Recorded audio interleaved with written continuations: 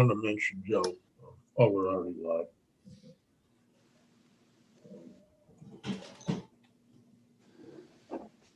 We should be live now.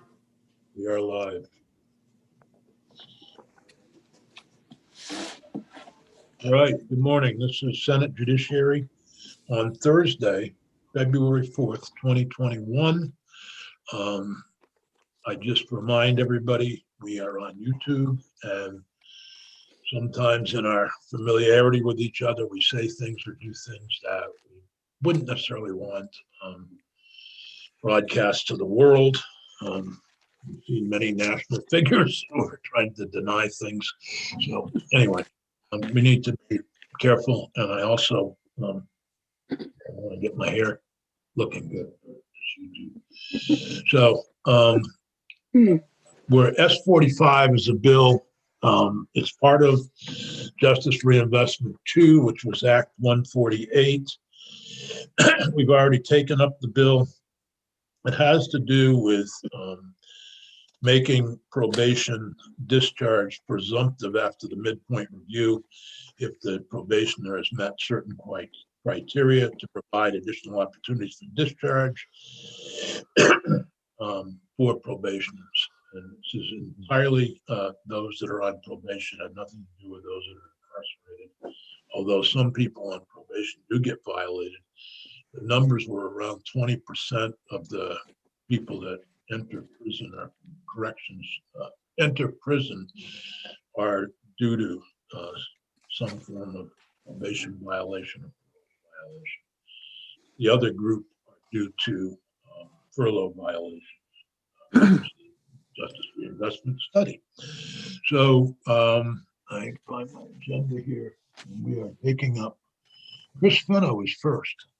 I want to make sure I took you in the order that you were listed. So Chris, we appreciate your being here. Great. Thank you. For the record, Chris Fenno, Executive Director of the Vermont Center for Crime Victim Services. Thank you for the opportunity to testify today. The Center for Crime Victim Services generally supports the concept of this bill, but there are a couple of issues that we're concerned about and that could impact victims and pose risk to victims if the probation is lifted without appropriate safeguards. The first is about, and I think we talked about this last week, the offender's programming. It has to be satisfied. Once the probation is lifted, there is no reason to continue that. So it would be saying if you're on probation for 5 months and you complete 2.5, but your program is 5 months long, that you would have to stay on probation for that time. The other is related to victims of child sex offenses. Probation conditions often are crafted to protect children in the household who are not the victim, and thus they're not eligible for RFAs, or they could be even children in the community. For example, we use conditions like defendant shall not be alone or unsupervised around females under the age of 16, or the defendant shall not reside with children to protect other children. When the defendant is discharged, those protections disappear and children are at risk.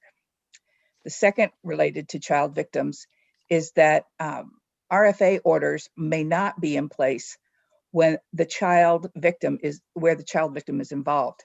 It's not unusual for family court judges to not issue an RFA, but rather have not issue an RFA in some situations, and that rather than have a child testify, the judge will state that conditions of a release or probation already protect the child, so an RFA is redundant. And then finally, the last issue that we have is about language. The language of clear and convincing evidence. I think that this could prove to be a higher bar than would affect very many people and apply to very few cases, and would like to propose that that wording be changed to a preponderance of the evidence that discharge is not in the best interest of the person, or that discharging the person will present a risk of danger to the victim or community. And also add, in the event that discharge is not granted, the court may continue probation for the full term or any portion or modify the existing conditions.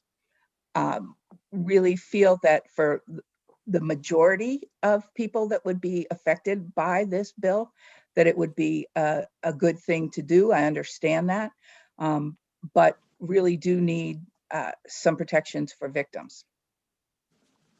Well, I'm reading the language on page 2, lines 3, or actually, the top of the page, lines 1 through 6. And it does take, the court has to find that discharging the person will present a risk, in order to keep them on probation, a risk of danger to the victim or offense. Right. We have several crimes that result in lifetime supervision. Am I correct? I don't know that. I think, Bryn, maybe you can help me with that, but I believe that when we did the sex offender change in laws in 2010, we set up a number of crimes that were not eligible, that would result in lifetime supervision, either parole or probation. Am I correct about that? Yes, you are correct. I don't have that list of crimes. So, I can find it now. might be that the easiest thing to do is say that somebody who has a lifetime supervision would not be eligible.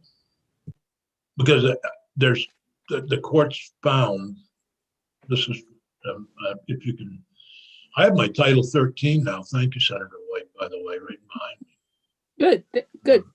But I think we could look at that as an alternative, because I understand, and I had wondered myself about that group of individuals who have no midpoint. Mm-hmm. The idea, well, if you remember, Michael Jakes was on probation, and the probation officer had ignored certain violations over in New Hampshire that occurred. And that was one of the things that we all agreed on when we passed that law in 2010, was that certain offenses would require a lifetime probation. Okay. So I think that might cover the group that you're most concerned with. But we could look at that. And we can also look at your issue of the preponderance. I think generally we were looking at clear and convincing to make sure that people would get off probation at the midpoint, to avoid technical violations down the road, people who have done pretty well. And all the evidence from the study by the Justice Center indicated that most people who had made it through 5 to 7 months on probation and not been violated would not be violated again, would not commit another crime. It seemed to be the danger point, somewhere between 5 and 7 months. So that's the genesis of the bill, quite frankly. Right. Okay. Are there other questions for Chris, or Chris, did you have further comment? I don't. As I said at the beginning, we generally don't have issues with this. It's just that those certain crimes really need to be looked at, and that to lower the bar a little bit around the evidence, so that we're sure it's protecting and not putting victims at risk. I have talked a bit to Pepper about this, and he's pretty adamant that language change would not present a hardship for proof, but that the clear and convincing really would mean that most in almost all cases it would go through, that there wouldn't be clear and convincing evidence. Bryn, do you remember if Montana had clear and convincing or preponderance.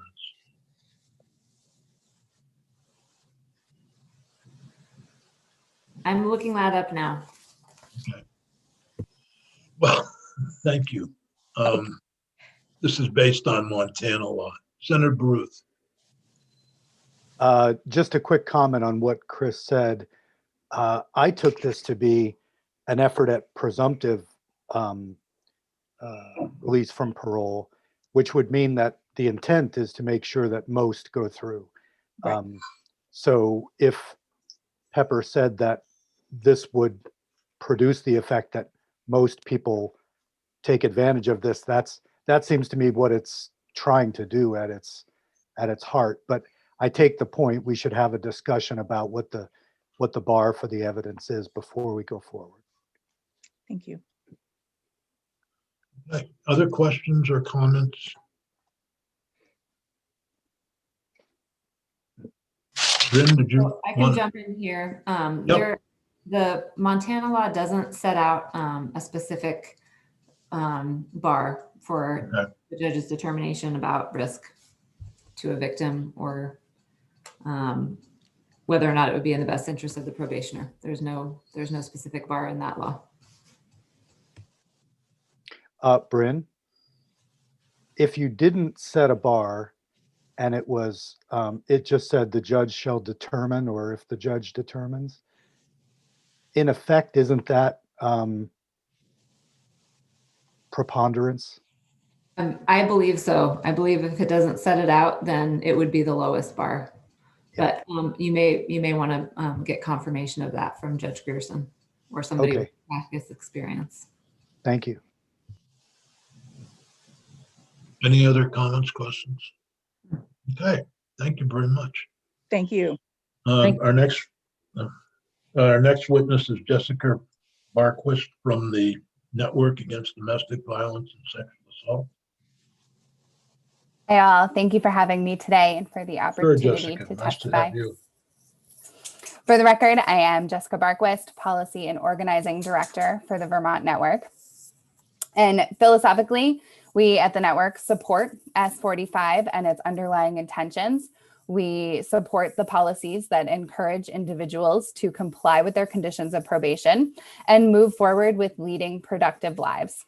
This is really essential to our communities and for our victims. And that said, we just have a few concerns with the bill as it is currently drafted.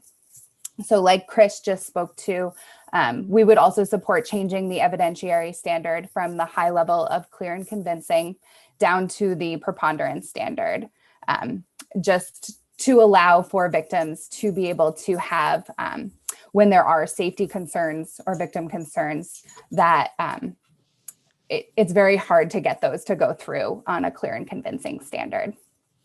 So another suggestion here, if preponderance doesn't work for the committee, when there are cases that contain that kind of public safety risk or victim concerns, it may make more sense for there to be some discretion to remove all of the probation conditions except for those specifically related to the safety risk, like in the example of no contact orders. These cases can often be very complex and may require just a more nuanced approach with some more flexibility. So we would also welcome language changes here that would allow the court to reduce the probation term or make other modifications to the sentence beyond just a straight discharge from probation. The second thing I want to talk about is the completion of programming. I know you had a few folks testify last week regarding this, and we're just concerned with the removal of language around the completion of specific treatment programming. So we would like the committee to reconsider its removal. This is primarily a concern for us regards to sex offender treatment and domestic violence accountability programming. Our domestic violence accountability programs are typically about 26 weeks, which is about 6.5 months. So depending on the length of probation and when the individual was able to start the program, it's an entirely likely scenario that an individual could be in the midst of this treatment at the time of midpoint review. And so in order to be most effective, this program really needs to be completed in its entirety. And if an individual is discharged from probation before that programming is complete, the likelihood of them remaining in this necessary treatment program is significantly lower. So we would support the suggestions made last week to change the language in section 2, page 6, from complying with the conditions to completion of programming. And then, How do we know when somebody's completed? yeah, so completion I would know it be, sounds like a dumb question, but I struggle with it. Now, let's say the person's a DUI and we insist they complete the crash program. How do we know they completed it? I mean, I yeah, shouldn't that's say a, I can. Certain individuals could con their way through the program. so I think at least in terms of the program that has a specific time limit, that's Okay. more what I'm speaking to. Okay.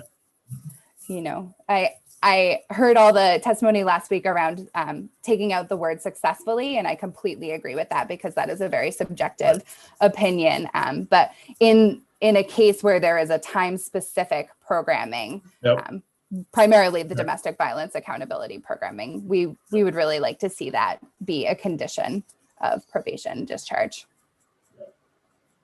I think we all know that in terms of substance abuse, it's a lifelong journey and not necessarily a time journey. And that's what I was getting at. Absolutely. Yeah, that makes total sense. Other comment, you had Senator White, you had your hand up. No, that really was, my question was about the difference between satisfying conditions and completing a program, a specific program, as opposed to that ongoing work. So it was answered. Great. And then finally, our last concern that arises for us with this bill is the issue of victim notification. And there was some questions, and I'm not clear yet on whether or not this bill would apply to those who are currently serving probation sentences. But if this is not a fully prospective bill and it goes into effect for those currently serving probation, as we've learned from the Good Time bill, victims will need to be notified that these sentences may be much shorter than they are anticipating. And this notification is essential so that victims who have information about an offender's non-compliance with conditions or other concerns regarding their offender's discharge can bring these to the parole officer in a timely manner. This notification is also imperative for victim safety. Victims will need to know when these conditions will be lapsing so that they can ensure adequate protections are in place for their own safety, which may include filing for a civil relief from abuse order. So we would love to see language added related to victim notification in 3 different ways. One that requires victims to be notified of this policy change and how it might potentially impact their offender sentence length. And then language that strengthens the victim notification for cases yet to be sentenced. That would require the prosecutor's office to notify victims of this practice prior to making a plea deal or sentencing, so that victims have all the necessary information they need prior to agreeing to that particular plea. Right now, the process for midpoint review, the state's attorneys review those, and if there is a victim, a named victim at all in the case, they don't recommend it for discharge. And I think that in this new system, if victims had some input in that process, there would be a number of victims who would support the discharge for probation and could write a victim impact statement as to that effect.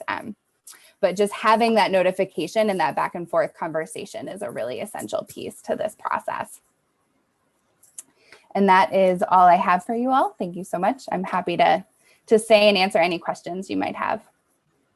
Sure. I think it's fairly clear. Generally, what happens now in the victim when somebody is sentenced for domestic violence to a term of probation, what currently happens? Do you know? I mean, that's my question.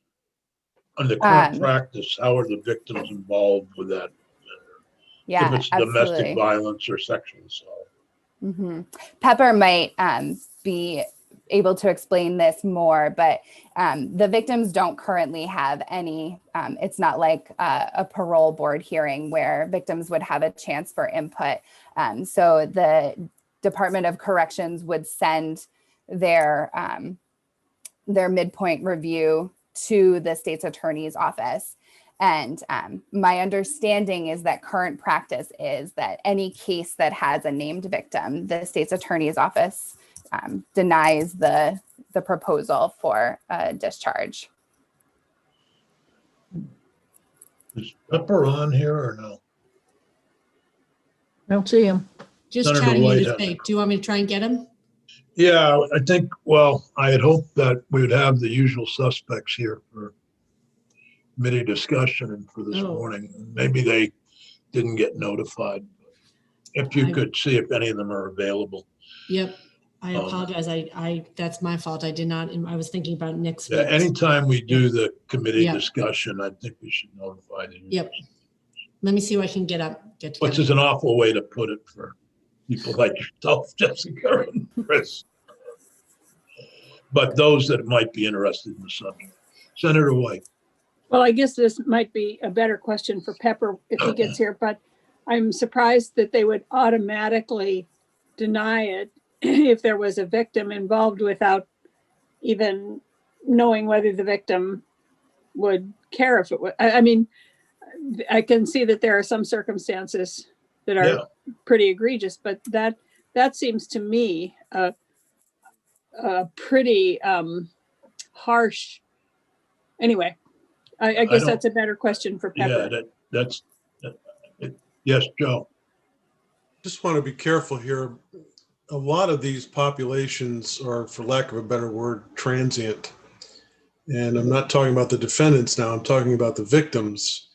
And I don't want to connect a requirement of notification to an actual notice to somebody, because that could prevent somebody from getting off probation if for whatever reason the notice goes out and it's not delivered to the victim. We just got to walk through this very carefully.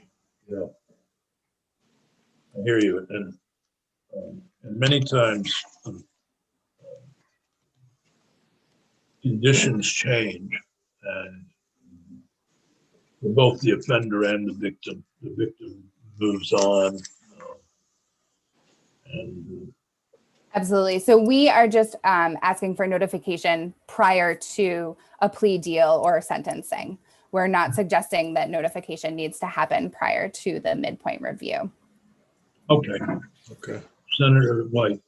Well, I'm thinking about the term victim here, and I understand in a domestic violence or a sexual abuse case or something like that. But what if there's a brawl at the bar and somebody is a victim and somebody gets accused of it? Because is that person considered a victim? That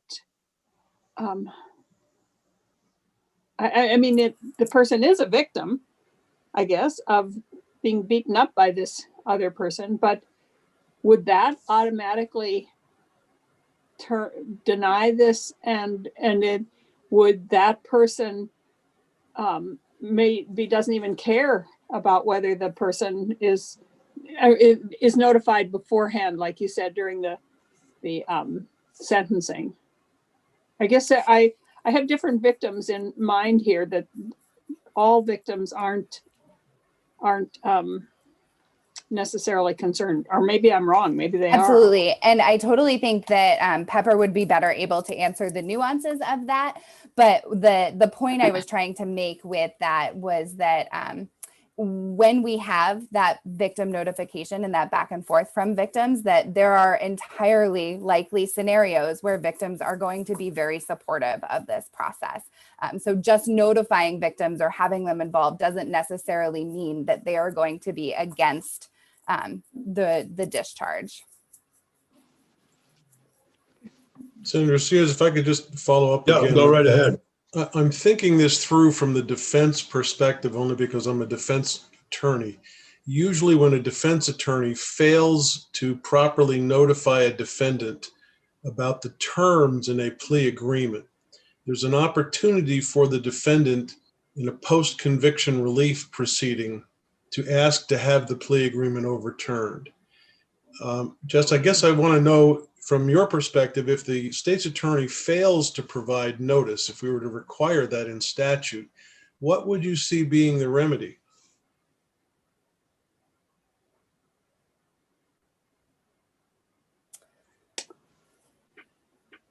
That's a good question. And I don't know that I have an answer for that, but our impetus in asking for it to be in statute is that that notification doesn't happen uniformly. And so in order to prevent the miscommunications that happened around our earned good time law, we would just love to see some uniform language that requires victims to have all of the information when they're walking into that process. I don't know what that would look like. But you're not specifically asking for a victim to come in and petition for a modification of sentence as a result of somebody not getting notice. No. Okay. Yeah, I think a huge percentage, I'm trying to remember the Justice Reinvestment too, what we looked at really are the idea of getting people off probation and don't need to be on. And there's a huge number of people on administrative probation who have basically been told, the only thing you need to do is let us know when you've committed a new crime. And if you've been charged, if you've been charged with a new crime, this is designed for that vast majority, not necessarily those that we're talking about right now. So a victim notification, for example, would be extremely difficult in all those cases. I think we need to look at this and hear from, and I see Matt Valerio's on board now too, and some others to talk about this. But I don't want to repeat what happened with the good time law or earned credit law. And I don't want to repeat that mistake, but for the vast majority of people, and there's, I think, about 8,000 people on probation in the state of Vermont. It's more administrative procedure and it would be more routine. And there may be, all crimes have a victim, but it may be that the local price shoplifting or something of that nature.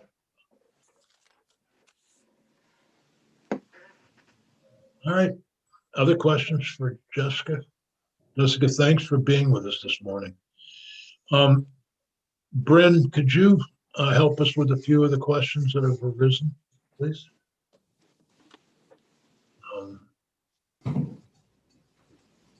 Sure, here I am. The bill applies to people.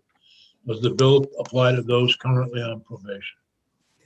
I see that it would apply to people currently on probation. Right. I think that was the intent. Secondly, is there a specific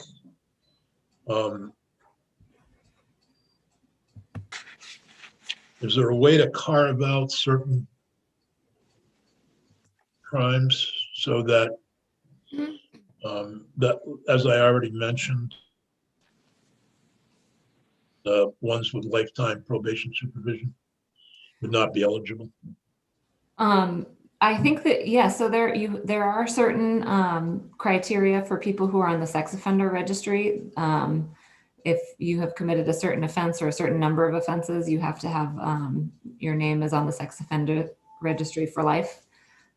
So you may want to, I think you could certainly prevent any different crime that you wanted from applying here. That may be one way to do it. And secondly,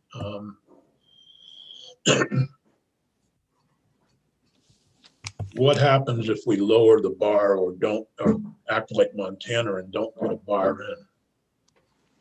I'm talking about now the clear and convincing versus the preponderance of the evidence. Right. So as mentioned earlier, I think that if you did not put a bar in the way Montana does, that it would likely default to preponderance of the evidence, which is the lower standard of proof for a court to find that a person would present a risk of danger. Clear and convincing is not the higher standard. No, that's sort of the intermediate standard, whereas beyond a reasonable doubt is the highest standard that applies in criminal cases.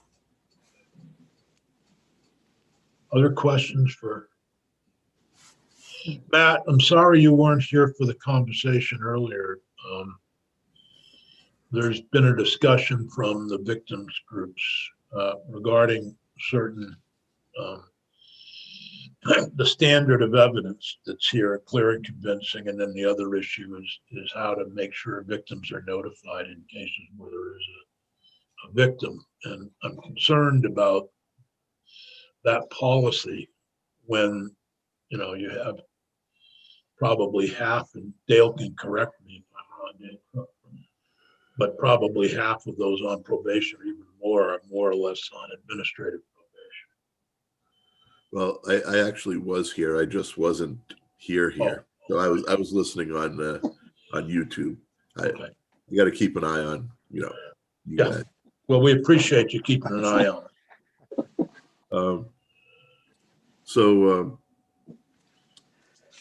There were a couple of things that occurred to me. One of the things is a practical matter about how not maybe in the COVID world, but in the pre-COVID world, how plea agreements come together. And oftentimes those things are going on at status conferences and even sort of hearings that you wouldn't expect necessarily for a plea agreement to come out of. When it comes to resolving cases, they sometimes they happen on the fly quite a lot, and conditions of probation and the like are things that are talked about over a long period of time, and are traditionally, they're designed to protect the victims and to rehabilitate the offender, and they are kind of negotiated in a very technical way between the prosecutor and the defender, given what they know about the various programs that are available. I think sometimes the victim notification issues can be an impediment to getting resolutions to cases.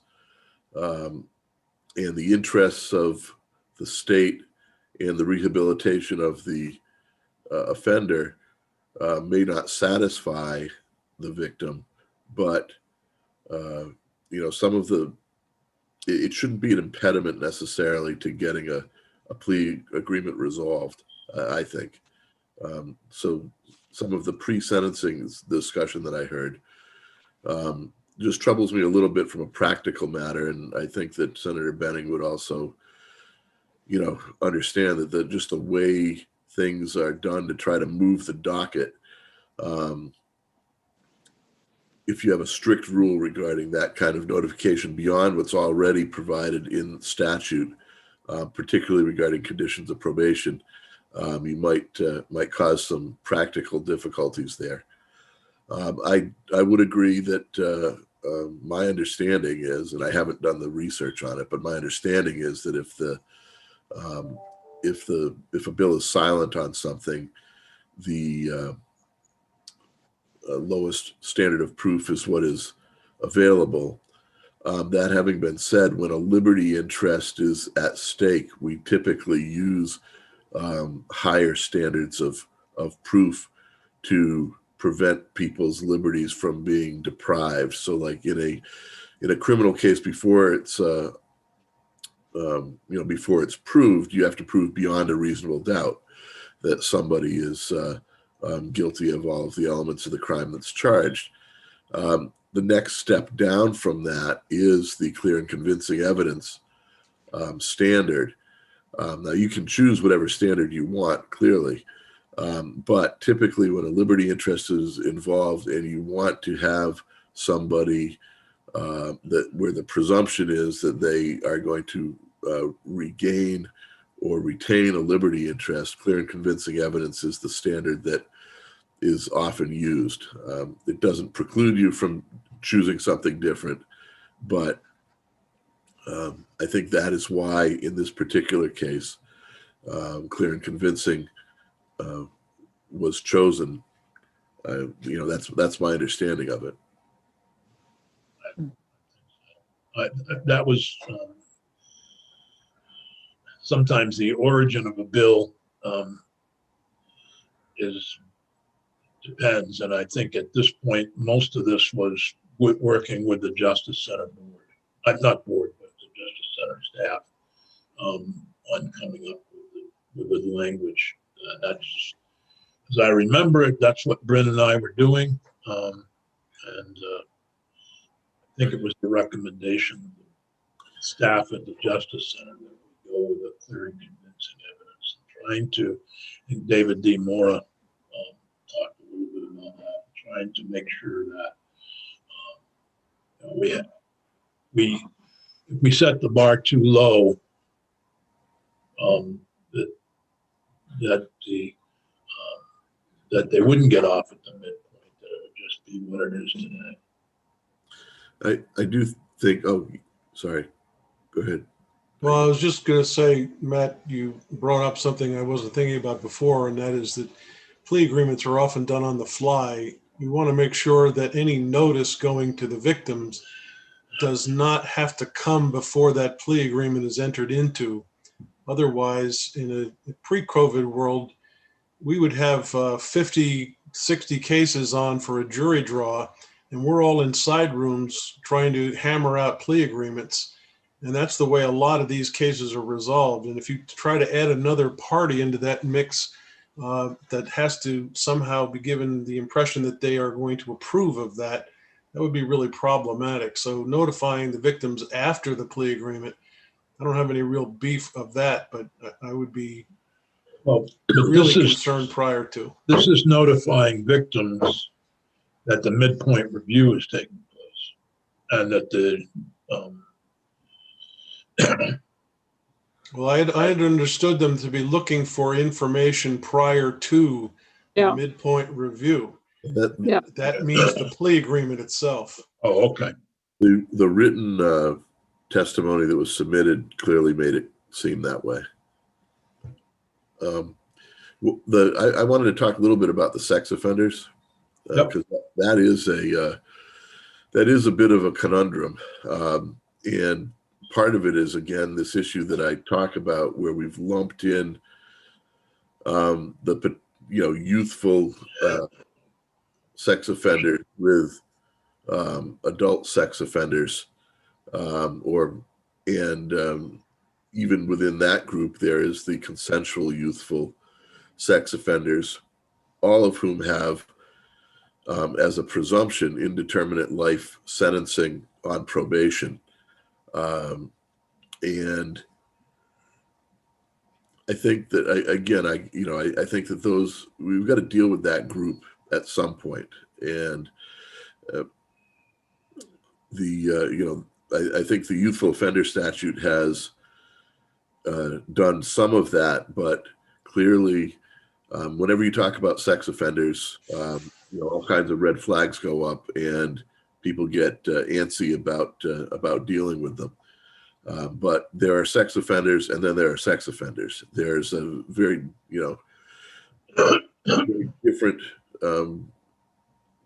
types of people depending upon what they get caught up in and what they're doing or what didn't happen and the age of the people.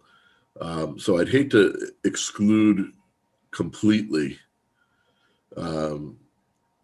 every sex offender that has a indeterminate life sentence on probation, because almost all of them do, except for, I think it's lewd act, prohibited acts, and the one that we did to redefine prohibited acts. I can't remember what the term of it is because it's, but anyways, there are three, I believe there are three misdemeanor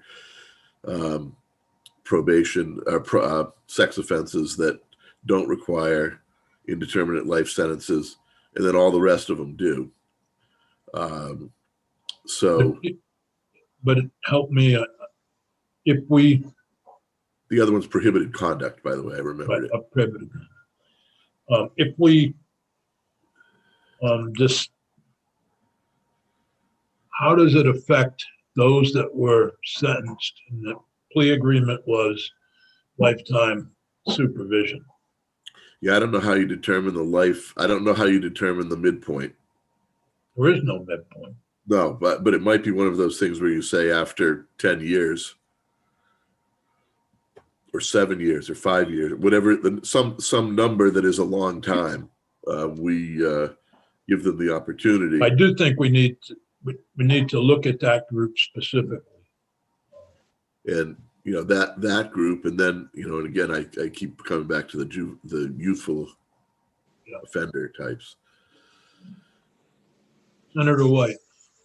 So aside from just this issue of probation and midpoint review, can we at any point review our sex offender laws and look at this about the lifetime probation? I have some constituents who are on lifetime supervision who their offenses were not egregious, but we had a zealous prosecutor, and these two guys in particular, the two that I know of, lives have been completely destroyed, and their offenses were not egregious at all. They were, I mean, I could tell you what they were, but I don't want to go into that now. But so at some point, I'd rather you didn't.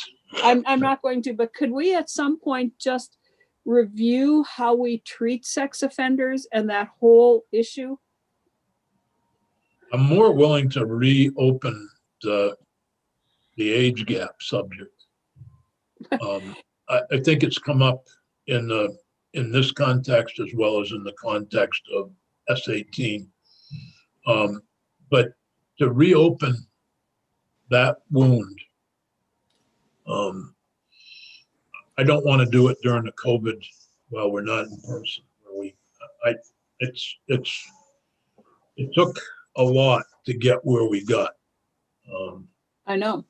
And I think those folks have the right to, I understand that the prisoners' rights group could, where it's been a particularly egregious prosecution or whatever, could take advantage of that. Well, maybe next year, if we're back in person, we can look at it, because I just think I don't mind re-examining the laws. During the COVID situation, it's really difficult. Right. No, I agree with you. I mean, the subject was so, I was here in 2010 and Matt was as well, and you were as well, but I don't think you were on Judiciary at the time. No, I wasn't. I voted against the bill too. Well, I didn't remember that. Yeah, I was the only one that voted against it. So, but anyway,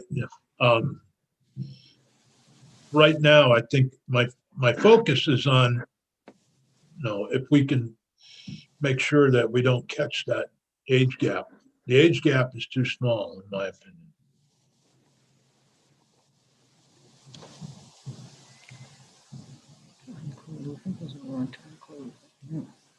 I'm sorry, Alice, did you have something? No. I think that, if you ultimately get to that, it will resolve a lot of the issues that I have with these probation and parole and also furlough, reviews. Because, those folks are effectively not reviewable in a lot of ways. The statutes say you do, but de facto they are really pushed to the bottom of the list. The age gap. Well, the age gap and sex offenders as a whole, but they're what we have seen over the years is it's kind of interesting. We have less convictions of sex offenders at trial. The ones that go to trial win the vast majority of those cases, but over a long period of time, what you've seen is a growth in the prison population of effectively sex offenders over a long, being held in, sex offenders, murderers, and the like. Not that is a group that the public, I'm sure, would like to see not be held, but there is that's what you're seeing is a lot of elderly sex offenders. All right, Dale, you're here with us, and thank you. And Judge Grierson, and I think I know, and David Shearer are in House Judiciary, but hopefully somebody from the state's attorneys will be here shortly. Dale, thoughts about this issue of those that are on probation for domestic violence or for certain sexual offenses? There was a lot discussed. I'm not sure what necessarily you want me to talk about. I can't Hear you. Can you hear me? Yep, now we can. Your very soft voice. I don't have a soft voice, so. No, it's your mic. Volume. Better? I think the headphones work a little bit better. Sorry for the delay.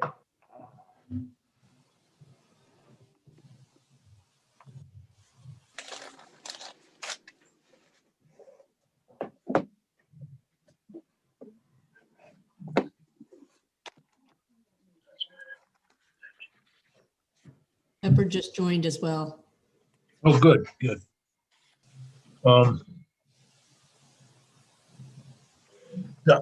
I have a couple of questions, Pepper, about how, Dale, where we lost Dale.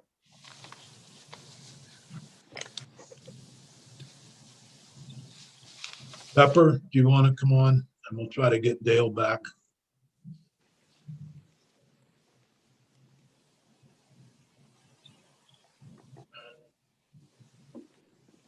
Now I know how TV producers feel when they lose a witness. Oh, Dale is back, connected to audio. Oh, can you hear me now? Yeah, great. Thank you. Sorry, I plugged in my headphones and everything broke. Been there, done that. As far as sex offenders, one of the it's really a policy decision on the legislatures how that goes. But right now, the department doesn't recommend discharges for sex offenders. All the discharges that occur on probation are at the petition of the sex offender or their defense attorney themselves. That was laid out in Act 1. And our current rule for midpoint review, we exclude domestic violence and sex offenders from the midpoint review. That was when I talked about testimony last week, the may and shall, that's how that was interpreted. I do believe it was about the same times as Act 1 came out that the midpoint review came out. So there was a lot of sensitivity around sex offenders. So that was put in at that time. So as I said last week, it really depends on who you want involved with the midpoint discharge.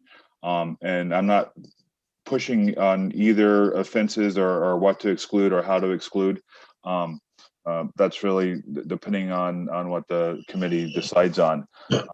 But right now, that's the current practice is that Well, we right, do those for right them. now, I think the committee's looking, we are unanimous on anything. But I think the committee's looking at not including sex offenders with a lifetime supervision requirement. They would be able to petition through their attorney, right?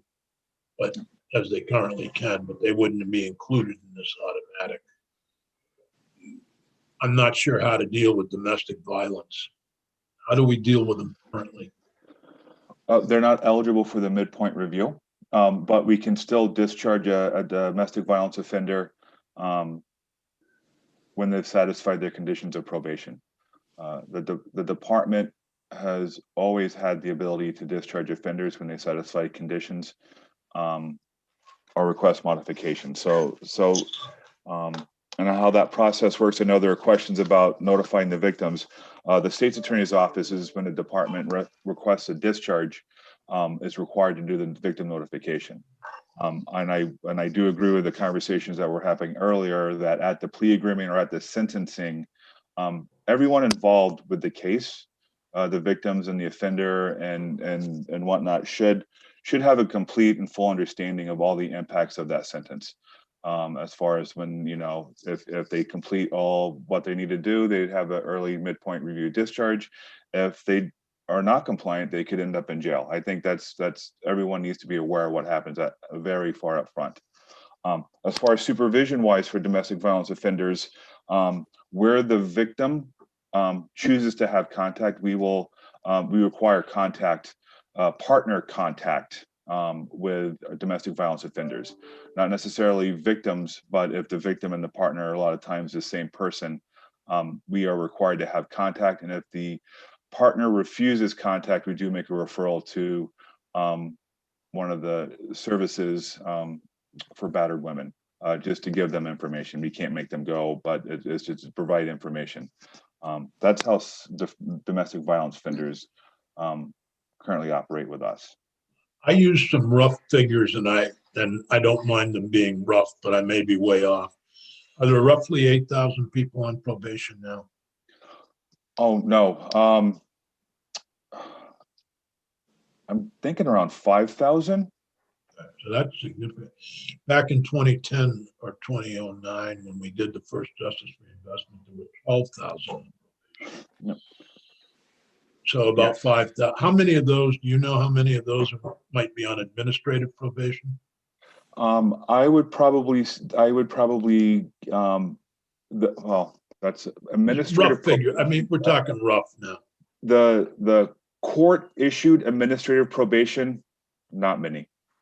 How we determine administrative, we call it administrative supervision. It's our lower risk. I would probably say 3,000 to 4,000, but I can get you those numbers. I don't have them off the top of my head, but I can have them sent to you. That would be great. So basically, we're talking about a huge number of the roughly 5,000 on probation being on some form of administrative probation. Correct. I would say more than half. But that was one of the findings of Justice Reinvestment 1. Those of you who were here remember is that there were over 12,000 people on probation. We found some of them were dead. Many of them were on probation for the failure to pay a fine, had been on for 30 odd years. So we did make a number of changes at that time, and that's reflective of that. But it's also, I think the 5,000 number would be reflective of the changes in providing diversion and other opportunities. Correct. I would say that all the changes in the criminal justice system, the deflections, the diversions, sentencing changes, I think it's all has had an impact on the numbers we have in the Department of Corrections. So one of the things we could do in this bill is not change current practice regarding sex offenders or domestic violence. Right. That would be in the department rule that we currently have. That's not based on statute. That would be based on the may and shall. We could do a may for them and a shall for the others. if we chose to, which would then deal with the problems that both witnesses this morning from the victims community testified to a large extent. Pepper, any comments? I don't know if you heard. Yes, I'm sorry, I jumped the gun. Bill, did you? I did have a Senator Baru? question. I did have a question I'm for sorry. Dale. That's Okay. all right. No, go ahead. Dale, this is on another topic, and I won't ask you to answer in any great detail here, but I met with a group of constituents who were concerned about the problem of parolees not having identification, and it brought back our discussions from a couple of years ago about driver's licenses and the department's efforts to get licenses in the hands of people who are being released. So I was wondering if you or someone at DOC could send me an email just updating me on where that effort stands, and then I can pass it on. I can do that. Yes, I can. Great, thanks very much. Pepper, I don't know how much of the conversation you've heard. No, for the record, James Pepper, Department of State Attorneys and Sheriffs. I was watching on YouTube. I was just quickly trying to throw on a tie and a jacket to get on. Well, you never have to do that for us. I mean, Matt, well, look at Matt now. That's the way we expect our witnesses. And Philip too, Matt and Oh, Phil. look at me and Joe. We don't have coats on. but you have ties. Well, that was because the tie was already attached to the shirt. I have a tie too. Matt has the hip hop look though. Right. That's where you need to go. Anyway, Pepper, don't ever feel you have to, you know. Well, thank you for that. So I was watching. I'd like to address just some of the things that were brought up. I just want to announce publicly that this committee does not have the fashion police. True. You know, Nick, victim notification. I agree with what the center and what the network said, is that victims need to be in full understanding of the midpoint review and what that can mean for an early release from probation at the time of an agreement. What we currently have seems to be working though, which is we have victims advocates that notify and work with victims and describe what's going on in the plea agreement. And if a victim is opposed to that, then they can be present at the plea, at the hearing, in order where the plea is either accepted or rejected. And judges are very uniform in the question of, have you notified the victim? Do they object? Are they here? Do they want to speak? And I think that's a good way to handle it. I mean, I agree that we can't necessarily, state's attorneys can't give victims a veto over a plea agreement. But I do think that they need to be involved in the notification and the understanding of the sentence and the potential ramifications of midpoint review.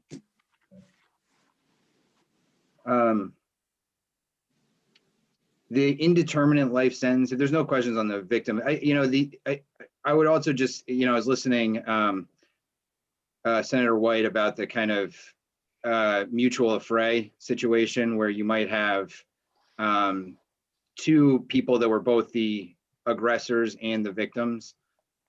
And, the definition of victim is very broad, but in that situation, and I think there's a little bit of discretion on the part of the state's attorney, but routinely, if they're strictly for those mutual affray situations, most state's attorneys don't consider either party a victim for the purposes of notification or, that might not be uniform around the state, but when I heard the question, I just sent it out to the state's attorneys quickly and got a few responses. Thanks. The indeterminate life sentence piece, it's important to just reiterate something that Dale said, which is that once a sex offender, for instance, has completed the substantive aspects of their programming, they're permitted to apply for early discharge, or it's not even early discharge, it's just discharge from probation. And so this bill, while, you know, there's no defined midpoint for someone on an indeterminate probated sentence or until further orders of the court, there's nothing that would hold them back if they met some of this criteria from applying for early discharge. The question becomes, will DOC be required to do it at some defined point? So I don't think it's as big of a problem, you know, if they don't get a straight midpoint review at the exact midpoint of some sentence or after a certain number of years. I mean, once they've met the other criteria, I think that they would be, you know, they would be permitted, certainly under the law, to apply for an early discharge. Whether they know they can do that or not is a separate question, or whether, you know, you have some administrative trigger that starts that process on their behalf. That, I mean, that's the question I think you could grapple with. But, you know, there's nothing that would prevent them from seeking discharge as soon as they finish their programming.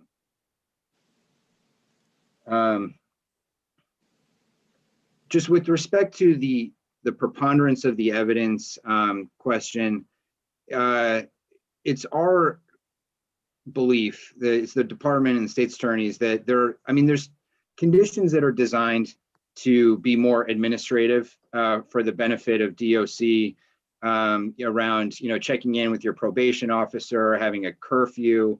I mean, these are supervisory conditions. And then there's conditions that are related to victim and public safety protection.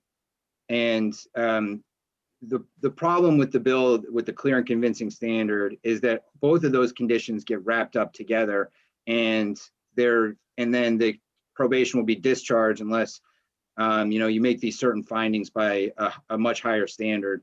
And one thing that, you know, some of the stakeholders, the usual suspects, have been talking about is, okay, well, why don't we have a two-step process here? If you have a lower standard for discharge, the preponderance standard, and then if a discharge is not granted, then a judge can take that opportunity to reduce the term potentially, and potentially eliminate all of those more kind of administrative conditions that are really the ones that are driving the kind of technical violations. You know, the curfew, the living restrictions, the no drinking, the no driving, but leave in place potentially for a shorter amount of time, the no contact the victim, don't harass the victim. You know, the ones that actually are somewhat easier to abide by. You know, there's no, you know, a no driving condition can be a very detrimental,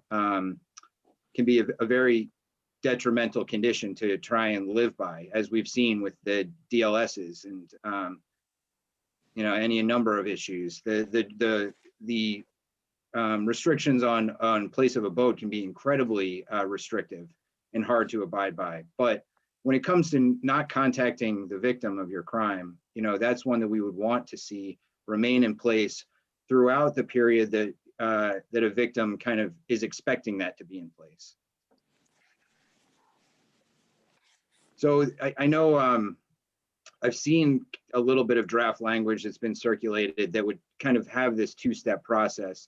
I'm not sure that it's not in front of you all, but it's kind of being circulated among some of the people that have testified on this bill, that would allow a lower standard for accommodating victims' concerns, but then have the judge really take that time, that hearing where there's this discharge petition, to rethink those conditions and say, okay, this person is doing very well on some of these administrative conditions. We don't need them anymore. Get rid of them, you know? And I think that will have an impact on lowering these sort of technical violations.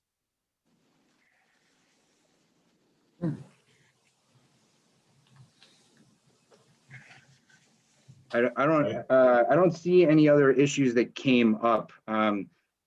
this morning, but I'm happy to take any questions on any of the I get- testimony. I guess where I'm coming from is should we just do what current practice in terms of the DV cases and in terms of the sex offenders who have a lifetime supervision?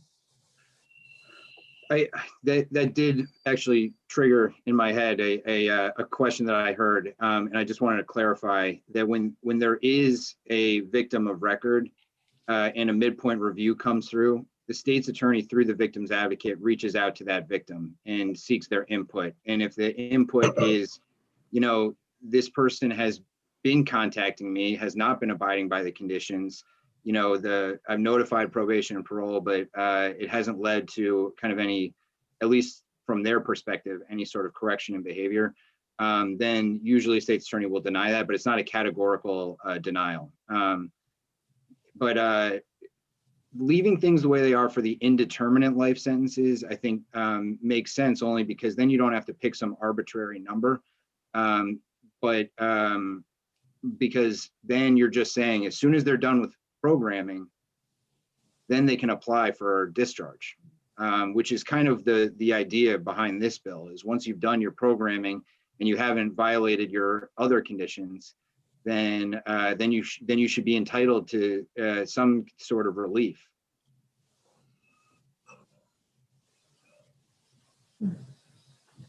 Yeah, I just don't want to repeat what has become a problem for the earned good time. Well, I don't know what we're trying to find a new word for it. Earn time. Earned time. Right. I just don't want to repeat the same mistake. So I think that's probably the easiest way to deal with that. Well, the suggestion from corrections, and I'm not, they would know better, would be to make sure that shall remains a may, but you could just have some exclusionary language unless, indeterminate life sentence or something along those lines. I would prefer to have just exclude those with an indeterminate life sentence and leave them out there who would still make it clear they can still apply as they can currently. I don't want to take any current right away from them. Right.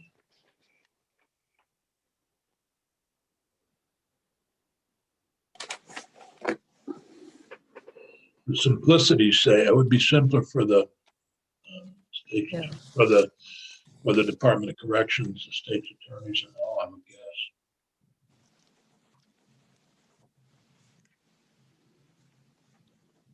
Dale, are you any thoughts on that? As far as the department, we'd like something like straightforward and clear with not a lot of when you start having if then that we start having errors and issues. And I wasn't arguing about the may or the shall. I was just telling you what that impact may be. It's really determining, but there are a few things you could do. Is you could leave it. Currently our rule is around domestic violence and sex offenders. If that's the choice, and that's what the committee chooses to do, leaving our rule as in place as it is won't impact how the department responds. Where the concerns that I have brought up in previous is when it gets to the review part at the court, is where we start seeing discrepancies between the different state's attorneys or judges and courts. So as I said, we require our staff to submit midpoint reviews for everyone else, and the practice of accepting them are all different throughout the state. So having more clarifying language on that end could get you to where you want to go in a relatively simpler fashion without having a lot of major changes in the process. And I'm not sure if Pepper would think that would make sense, but if the review, when you have stronger language around when a court may or may not reject a discharge from probation, may get you to where you were looking to go. Well, what I'm thinking right now, just me, is exempting those on lifetime supervision, requiring completion of programming, even if that delays the midpoint review. So I thought that the point that the folks from the network made about if the term of probation is a year and the programming takes 9 months, you shouldn't be interrupting that programming by going asking for it in 6 months. I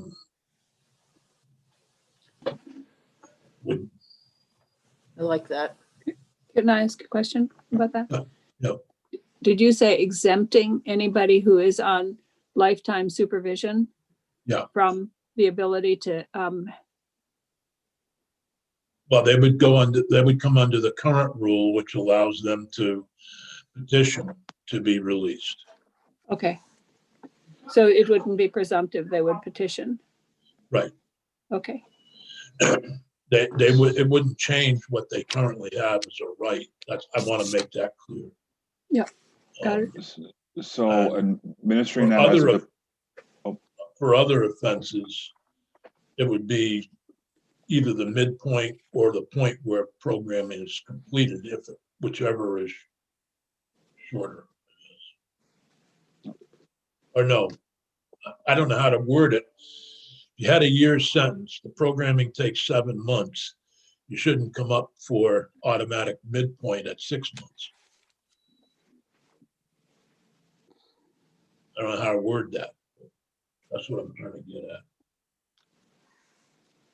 if I may, Senator. Yep. As far as administering that as a department, that initial language, anyone is exempt that's on lifetime supervision is straightforward and easy for the department to administer. I would also agree that we'd want our offenders to complete their programming, specifically risk reduction programming. I think we'd want to be clear on it because you could have, as you said earlier, some programming and treatment could be ongoing. Someone's in substance abuse treatment. That could be they may never complete, so to speak. So I think we'd want to be mindful how you want that worded, but completing treatment to the satisfaction of a probation officer is pretty straightforward and we can administer that. I think having the midpoint review is fine. And I think the language you'd want to use would be something or any point after the midpoint when the offender, and I know there's discussion, satisfies treatment requirements or satisfies their conditions or whatever language the committee chooses to use. I think would be beneficial. I think it would identify, they'd at least address the programming that would be addressing their criminogenic need. So I think that would address some of the concerns. I think where you may want some language somewhere about a public safety exemption.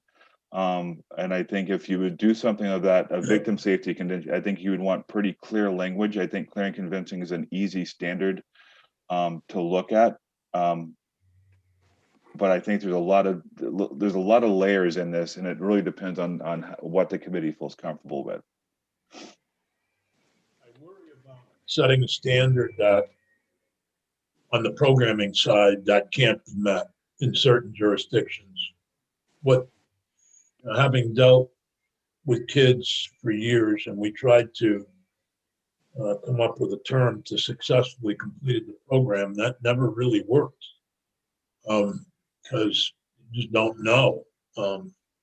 And so, it was always difficult to come up with that successfully completed program. And I used the term participated, better for worse, and we know whether person got it or didn't get it by participation. Yeah. But I did. So I'm worried about anything that leaves a lot of judgment to various state's attorneys, with all due respect, and judges who are geographically different in 14 different cases. So I'm trying to be clear here. So that's where my problem comes in, is how have completed the duration of the programming, maybe is a better term.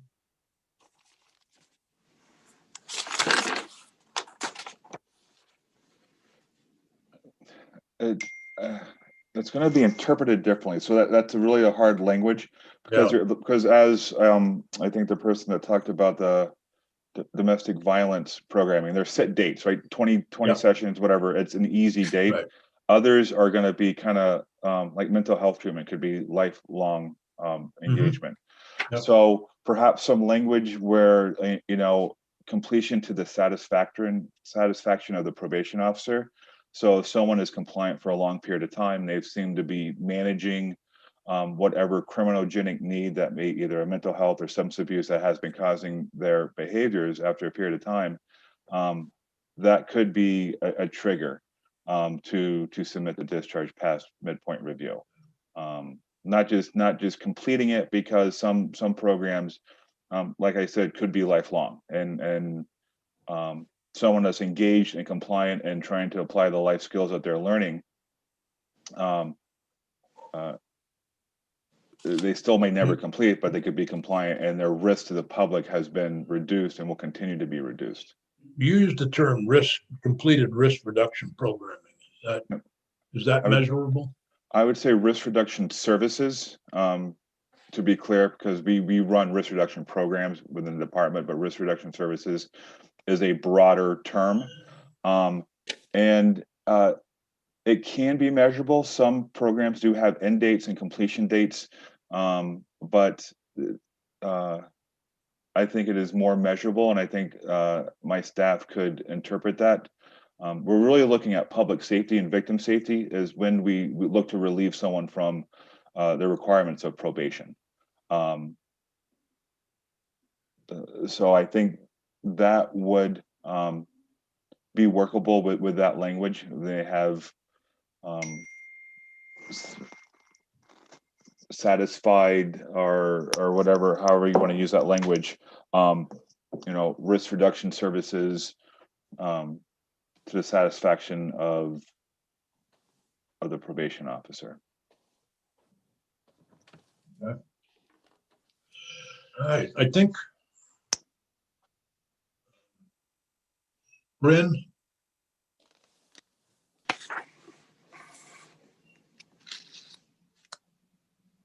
Hi, Bryn. Hi there. So I think, are there questions that you have for us or for any of the witnesses that I was planning on taking a break, then coming back and discussing what we've heard so far and sort of a markup, and listening to any of the witnesses that we have on board right now as well. Things that that haven't been answered so that you could. What I think might be helpful for me is, first of all, seeing some of the language that has been circulating among the witnesses, and applying it to what I've heard from the committee.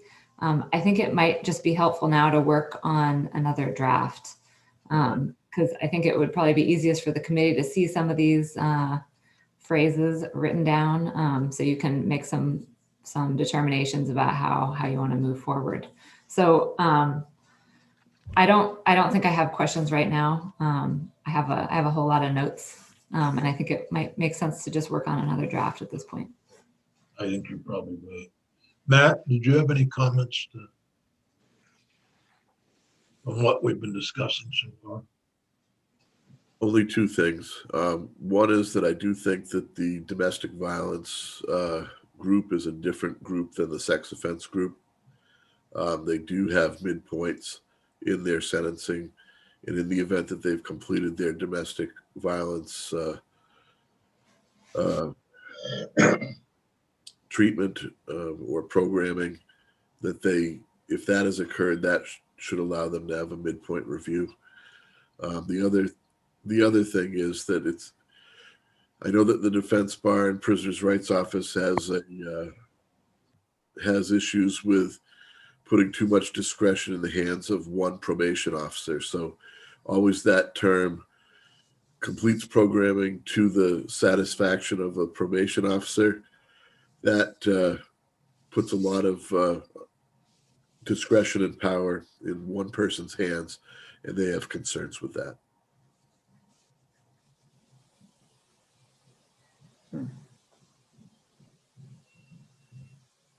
Are there sentences that if you knew the risk reduction services were a domestic violence abuser were going to take 8 months, would you then do an 8-month probationary term, or would you do a longer term? I know they like to keep you under probation long enough to make sure your services are completed, whatever your treatment or programming.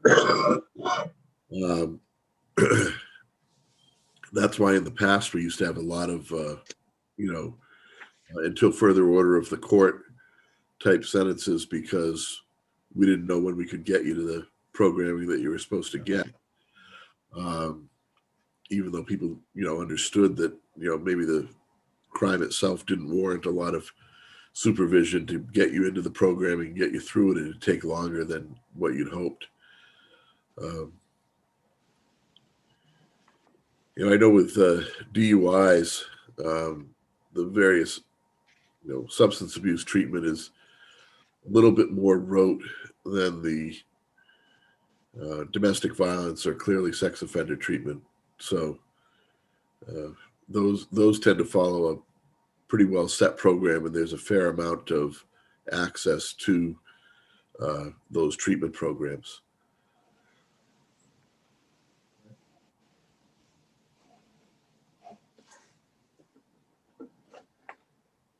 I wondered, maybe Senator Benning could enlighten us that, in most of the counties, there is enough access to the treatment programs, but I don't know if, when you get up to the Northeast Kingdom and the like, is there sufficient access to, the domestic violence programming and the sex offender treatment program or the like, that even on the outside? Yeah, one of the basic problems we've had in the not too distant past was the availability of the programming. And the committee may recall we were having a discussion about one of my clients who was frustrated because he couldn't get the programming, and the entire case was delayed. I'm not sure as I sit here, Matt, what the status of that is right now, but I do know COVID threw a wrench into the network, and they weren't getting programming either inside or outside of the facility.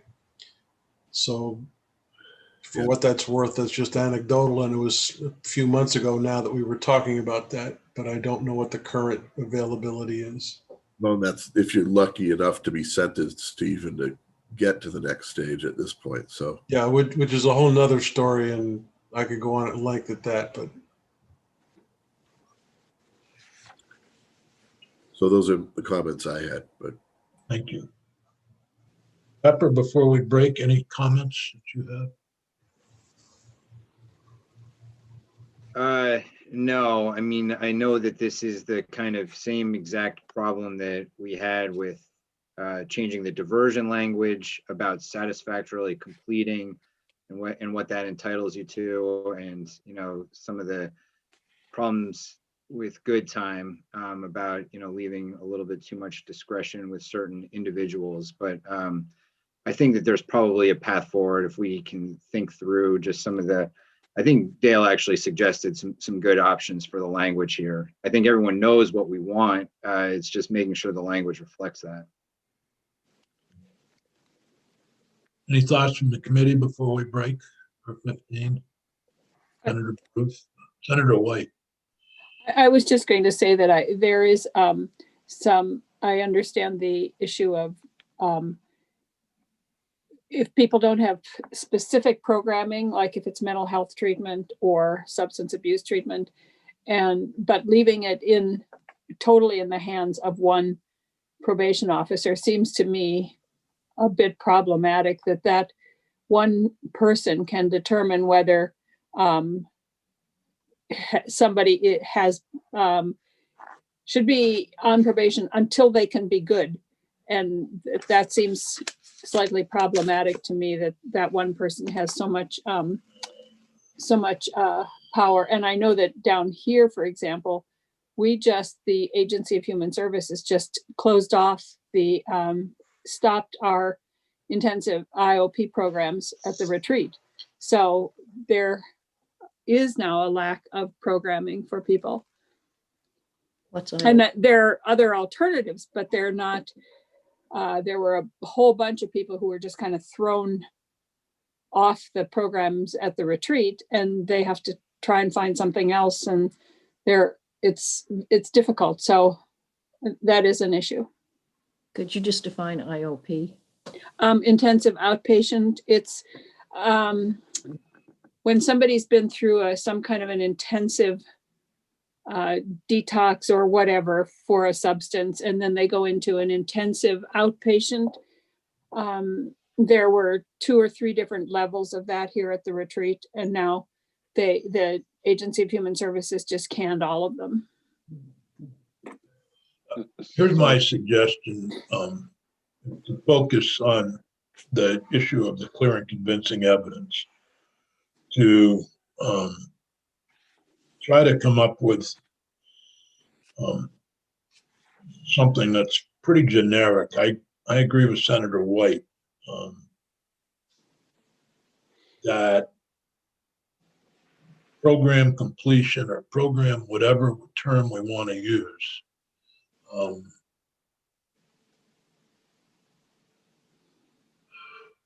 it becomes a problem here. We need to figure that out. You don't want to discharge somebody who's in the middle of programming. On the other hand, it seems like that's a decision the court could make.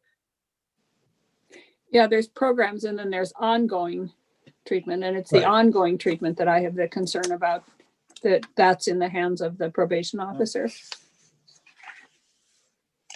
Dale?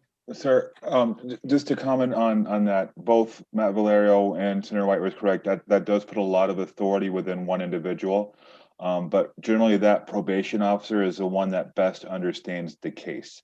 In addition, when we have those ongoing, someone's in treatment, our probation officers will work with the treatment providers to make those determinations. So we will request either discharges, treatment discharges or summaries to understand how the offender is doing, how they're applying their skills or learning, and whatever risk reduction services they're engaged in, and how they're applying them in a straightforward manner. I think what we're really looking for is someone in compliance, living a safe and orderly life, that's been doing so for a period of time, that is actively engaged and benefiting from treatment. I don't know how you write that in a statute or a law without, there's going to have to be discretion with the probation office and the department.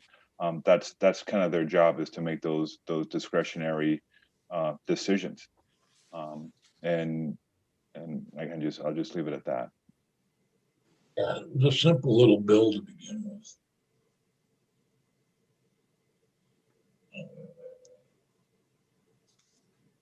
I think that's a good place to take a break until 11:15. Please mute yourselves, everyone. Very important. Yes, after. Yes, there was an unfortunate incident yesterday, so.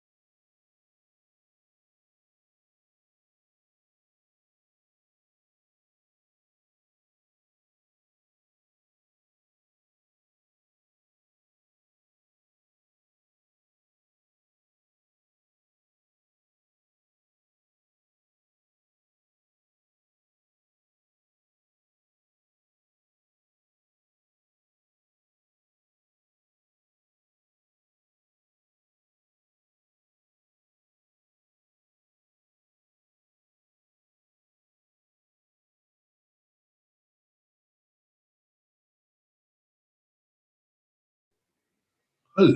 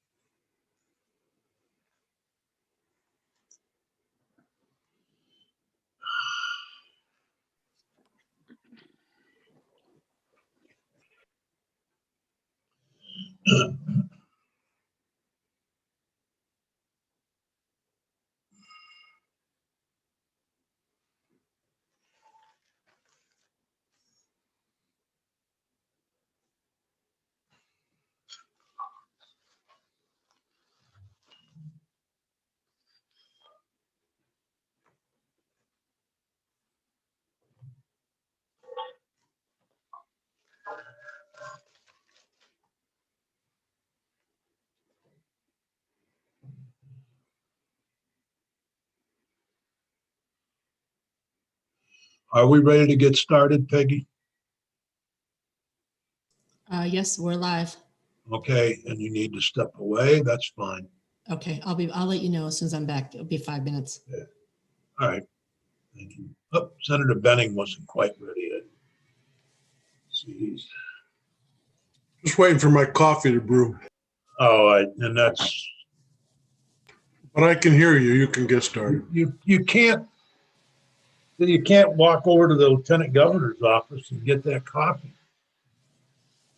The problem. That's fine, Peggy, don't worry about it. I mean, Connie. I'm in the midst of other things here at home, so I just called somebody, Peggy, that's named Connie. I'll trade you if you want to deal with the court system right now. They want me on at 1 o'clock. That ain't going to Oh happen. God, it's just I feel for those of you who have a regular job that you're trying to deal with.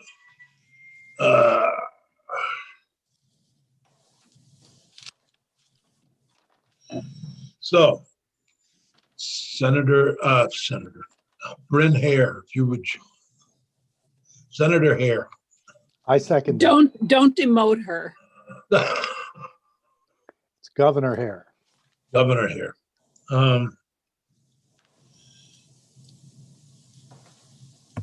I approve of all of them. Okay, well, good. They all fit. I wanted to just kind of review. I got an email from Jennifer Pullman, who works with the child advocacy centers, and I think she sent it to all the committee members. I don't know if Peggy got it, but it probably should be posted. But her concerns were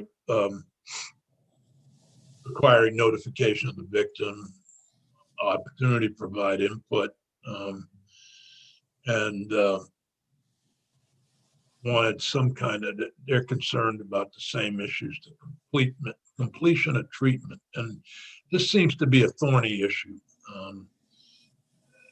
I think the victim notification is important, but I think a thornier issue is how we determine if somebody's completed treatment. And any thoughts, committee? I can sympathize with the victims getting notification, but I'm sensing there's a potential for a really bad problem. First off, as I said earlier, a lot of these populations are transient. So if you're 6 months down the road past a sentencing on a 1-year probation halfway mark, these people might not be found. So my first concern is whether or not the victim's advocate has the ability to locate. And if they do locate, what is the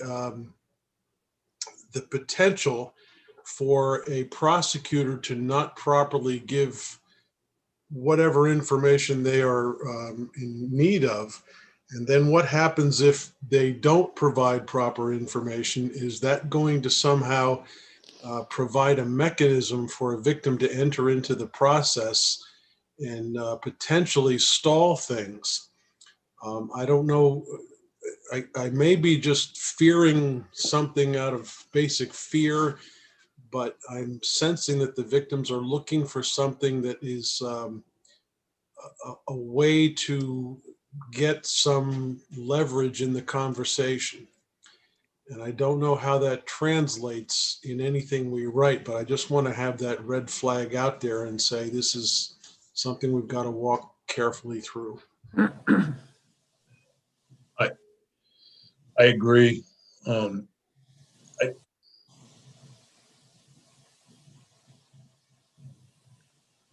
Dale, would it be possible to get some numbers of how many people are on probation for indeterminate life sentence or life probation?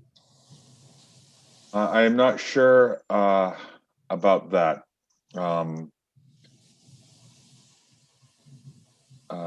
I don't know if we track the sentences specific to the terms like that in our system. Oh, okay. I'll see if I can. If you don't track it, then I'm just curious as to how many people.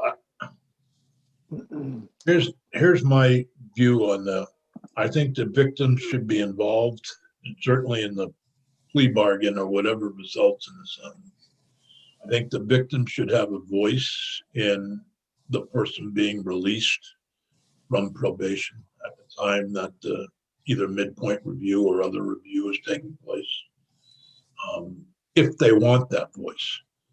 The question is, what do you do if they don't want that voice? That's your transient population. Or, we've heard of the case Senator White frequently brings up about a person who was convicted on a kind of a Romeo and Juliet case. The couple ended up getting married. They're together, so obviously she doesn't have a problem if it's off probation. So you don't want to put too much if the victim's not in. If the victim has moved on, the victim is no longer concerned. You don't want the case held up because of that. So I think that's. Dick, are you looking for the victims to be involved prior to the execution of the plea agreement? No, I think the current system. I don't know what I mean. That's not. I'm talking about the 6-month review. How do you get not midpoint review? How do you get a victim's input into this to the midpoint review? Or I thought that's what they were asking for. I'm assuming they had some voice in whatever voice they had was in the plea agreement. Where Chris had her hand Chris, up. did you want to speak? I wanted to just clarify, I don't think sort of classifying this as victims wanting to affect what happens to this person. I think what we're concerned about and what victims are concerned about is that at sentencing, after plea agreements, that they understand that the words are communicated to them so that they know what the person is being sentenced to. And that would include earned time off, potentially. It would include this, if it was all probation, this midpoint, but that kind of detail is explained to them, because Senator Benning is right. There really is a lot of times that you can't locate the victim again. But for those who can be located later on, I think it's about their own personal safety more than wanting to be able to affect it. They want notification. So, Chris, can I ask you, and James Pepper is still on the line, I don't usually handle it from this end of the proceeding, but right now in any felony case, as I understand it, the state's attorney has a responsibility of speaking with the victims, speaking with the victims' advocates, making sure everybody is on the same page with where the sentencing is going. And I don't know whether that's an internal rule or conversation that the state's attorneys have had. But what I'm looking to avoid here is any potential snag that is going to delay proceedings. And then the other question I have with respect to it is, if the victims are not properly given that information, where do we go from there? Pepper, do you know? Well, you are correct, Senator Benning, about the victim's the information that's transmitted to the victim prior to a plea agreement being accepted by the court. I know that DOC has obligations for victim notification when someone's being discharged from their custody. But I think what we saw a situation where I mean, judges ask, have you contacted the victim? What are does the victim, you know, what are the victim's thoughts on this? And if a prosecutor doesn't answer truthfully, then they're putting their own law license on the line. I think that's the real remedy there. So it's not really about trying to overturn. I mean, of course, a victim isn't entitled to this, to you know, a veto over a sentence, or you know, their input is valuable. But you know, if a prosecutor hasn't contacted the victim and says that they have, then that's a real problem for the prosecutor. So this legislative change we're looking at would also sweep in misdemeanor cases. And if I take the example of a classic misdemeanor, anybody is going to be placed on probation by default for a 2-year time period. That's usually the way I've seen it here. So now we're in a default period, and I don't know what kind of responsibilities you have to victims in misdemeanor cases. But if we were going to be suggesting that you have a responsibility to get approval from the victims in the misdemeanor case situation, I would envision that putting a real snag in the way things normally work. When we, for instance, have a jury drawing day and there are a dozen or more people scrambling in the halls to put together a plea agreement, having to pause everything and find out what the victims have to say about the matter, to me, that would seem to be problematic. And it may just be me, but I'm looking at things the way they normally work. And your responsibilities to the victims in felonies is one thing. Misdemeanors, I don't think you have that same responsibility right now. Well, I'm happy to put the question out to our offices, just how much of a kind of, how much of a roadblock would this be to actually resolving cases? And I'd be happy to bring back anything that I find. You know, of course, the more violent and assaultive crimes, you know, are mostly felonies, with the exception of domestics, and a few of the, you know, if I'm thinking about kind of the crimes where they're the property crimes or the motor vehicle offenses that are misdemeanors, you know, some of them are, you know, some of them wouldn't require as much victim input, but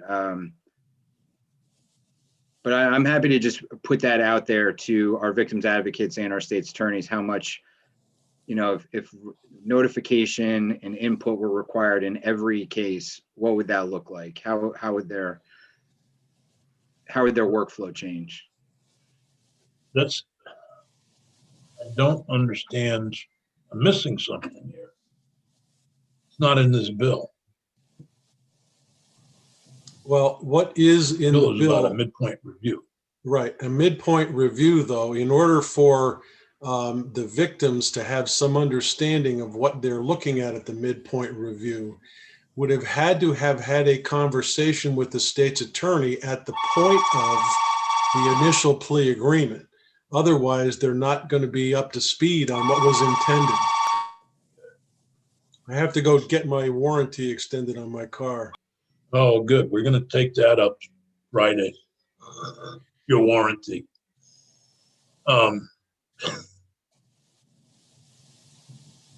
But the purposes of this bill, I understand where you're going. The purposes of this bill.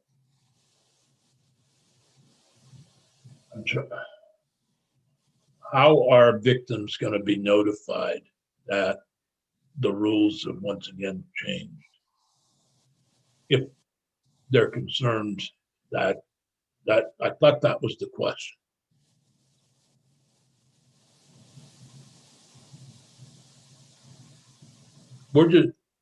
This bill just makes a formal midpoint review.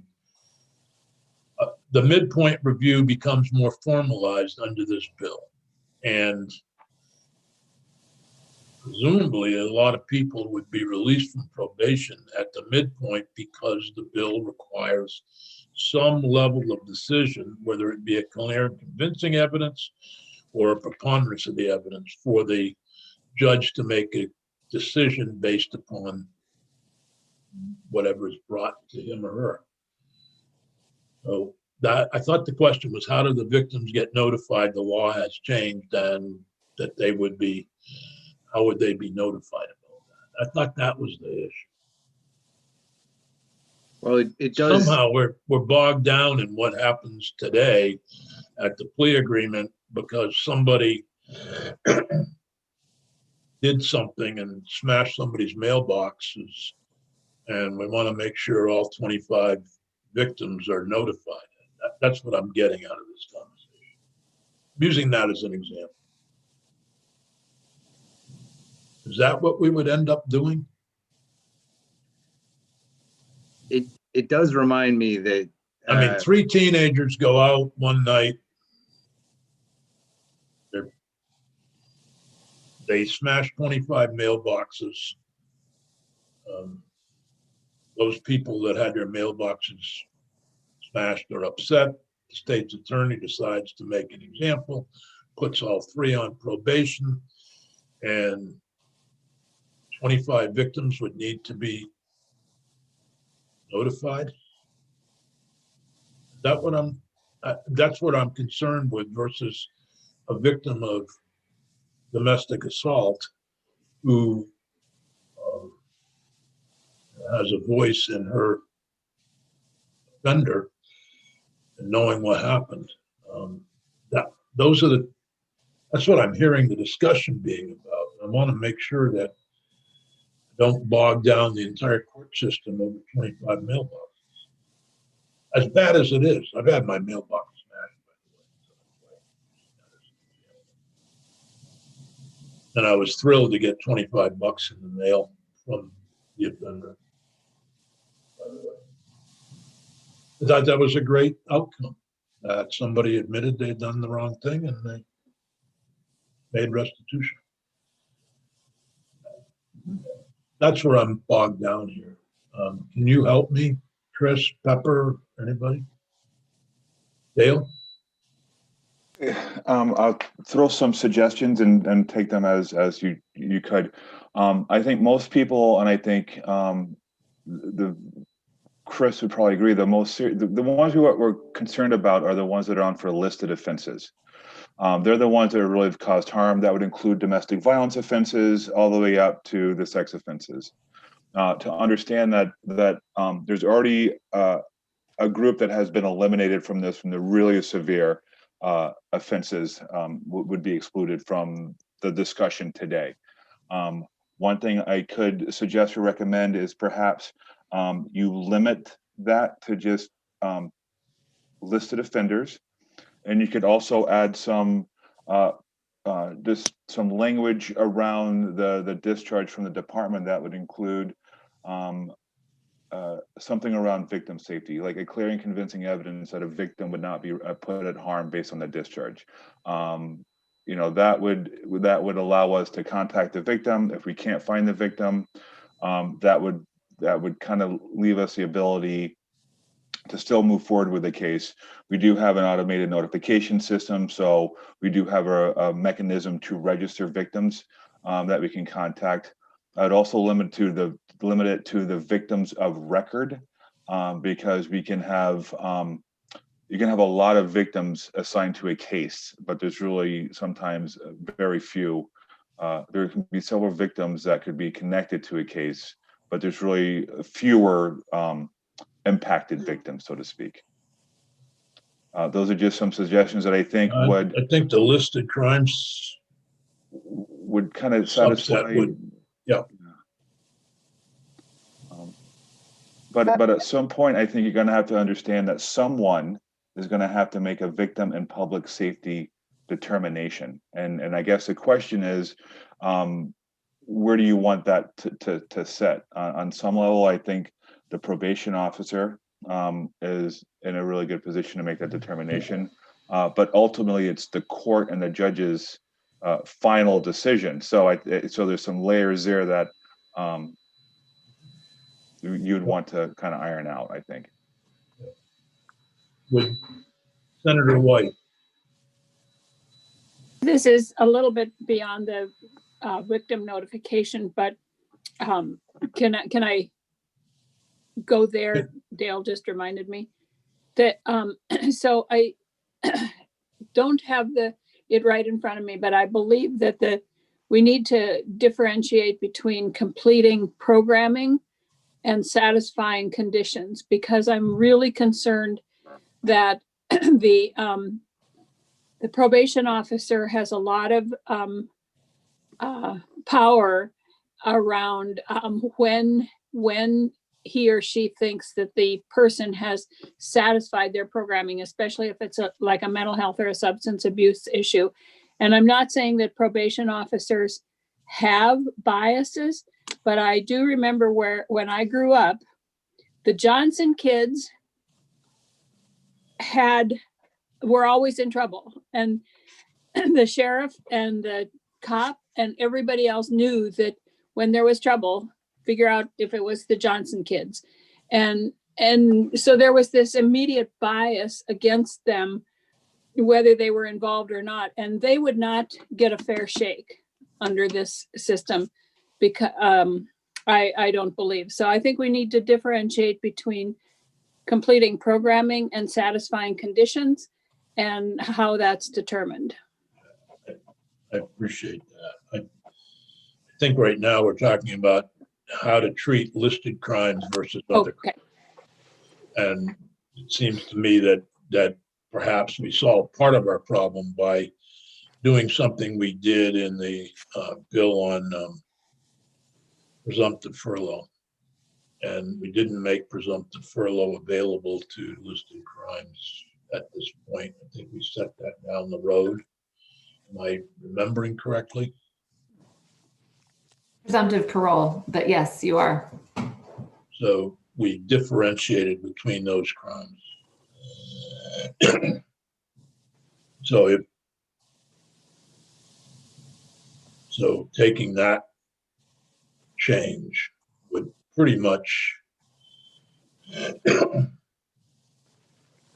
then we have to figure out how to deal with the listed crimes. And you've already,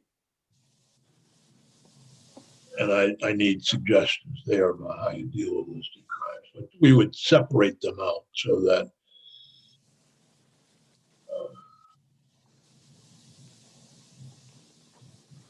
get a report back to deal with listed crimes. Set a certain date. The beginning date would be non-listed crimes. Date a couple of years in the future would be adding listed crimes in, following reports from various stakeholders. That's one way to deal with it.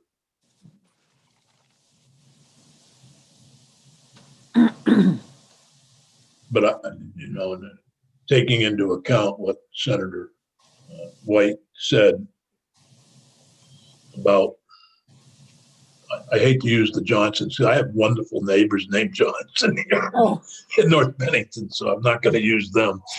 But Well, it all wasn't have actually the those. Johnson kids. Oh, okay, well, I used that because it's so generic where I came from. Everybody was named Johnson. I will use Smiths then. Okay. But does that sound like a reasonable, Chris?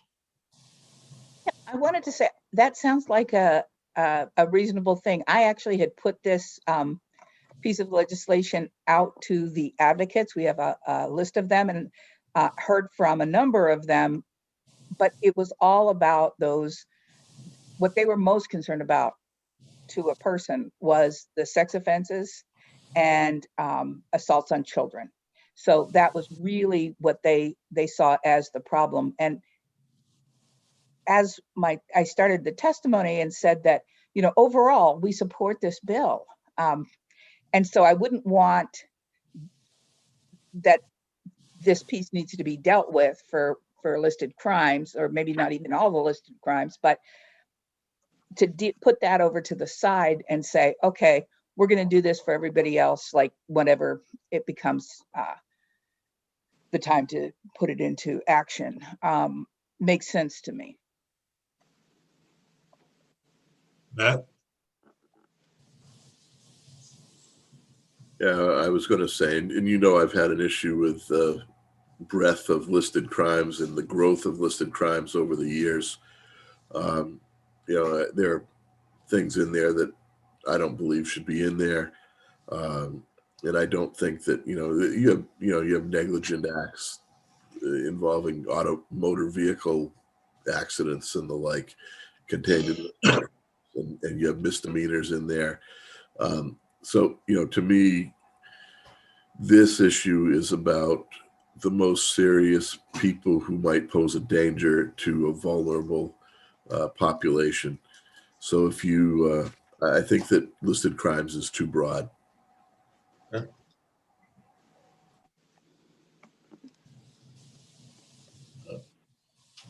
That's one alternative. We could do Big 12. Be another, but including in that. I'm already convinced that we don't want to. I mean, I don't know about the rest of the committee, but I'm convinced that those who are on lifetime supervision, we should not change the rules of the game. That they should still be able to petition. They should still have all what they currently have, but not changing that. So they would be out. Okay. As I understand it, I mean, it seems to me that that's leaving one group. You could try, Bryn, with, I'm thinking next week when we come back to this, hopefully having drafts with choices of the standard preponderance of the evidence, clear and convincing.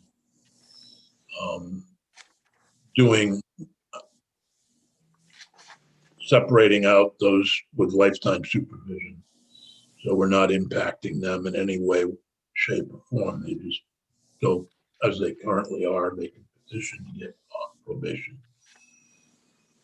And secondly, and then third would be, should it be listed crimes? Should it be Big 12 that we hold off on for getting? We have a report in here that could be expanded to look at those groups, dealing with it so that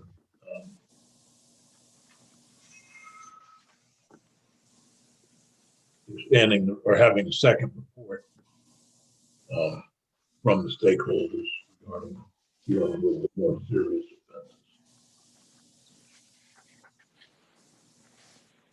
offenses. Senator White.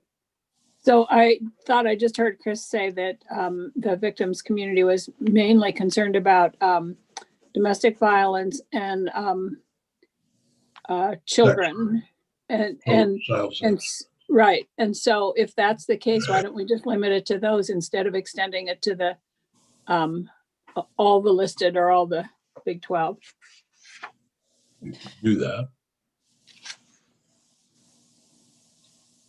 You've all are, but you've already taken care of a number of people by not allowing folks who are on lifetime supervision to participate.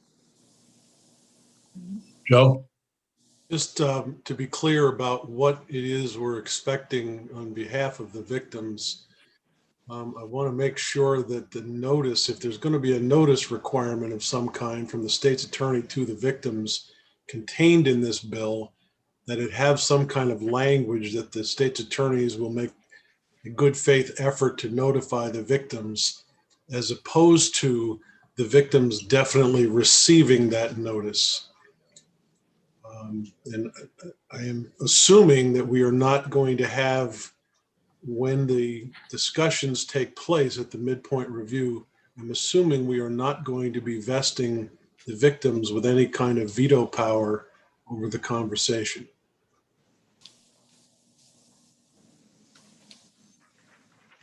Do they have that currently? I don't know the answer to that. I've never been in that process.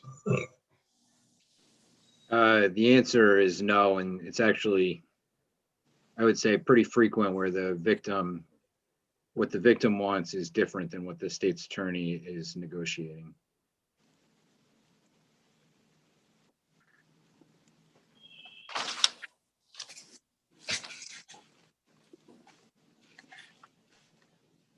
Bryn, do you need anything else to be able to start? No, I don't think so. I'm gonna, I assume I have the committee's permission to reach out to all of the stakeholders. Absolutely, yep. Yeah, the more it can be sent out ahead of time before, I forgot what day we scheduled it for next week, but Wednesday or Thursday. The more.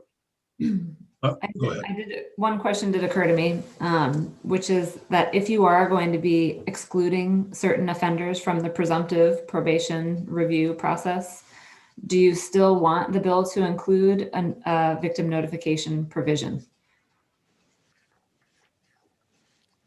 I assume that I would just draft it and put it in there so you can look at all of the different pieces and you could. Well, they should be notified, but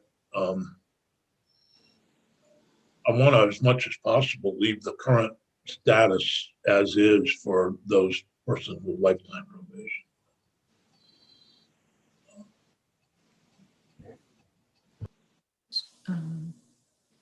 So is the intention to leave out domestic violence and the sex offenders?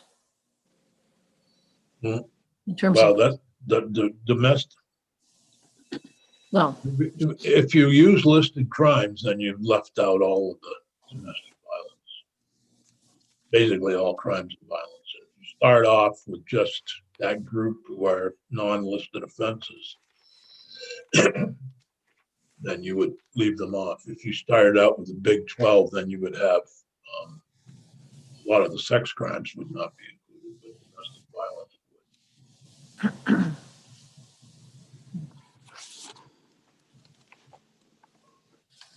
I think the way we did presumptive furlough, presumptive furlough could be a template for this.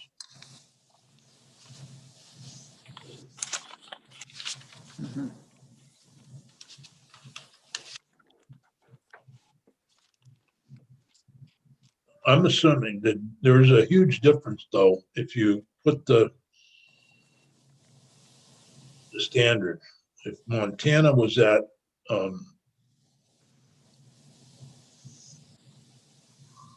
this bill has it clear and convincing. If Montana was at the preponderance of the evidence, and that's a huge difference in how you deal with it.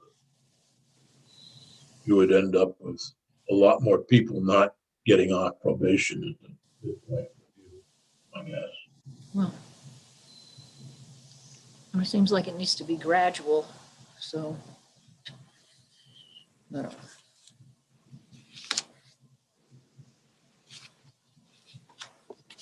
Matt? Thank you. I think that this is not really analogous to the furlough situation. because these people they're already on probation, so they're deemed to be fit to be, in the community doing whatever it is they need to do. So to me, the standards, the people who should be kind of off the list of being able to take advantage of this, and the standards for getting off probation should be different from people who are, coming off of furlough or coming out of facilities, whether it's presumptive parole or whether it's a furlough situation. It's just a different type of population that has already been deemed to be fit for the community from the get-go. So, it's maybe an easier template to follow, but I don't think you're dealing with the same type of offender.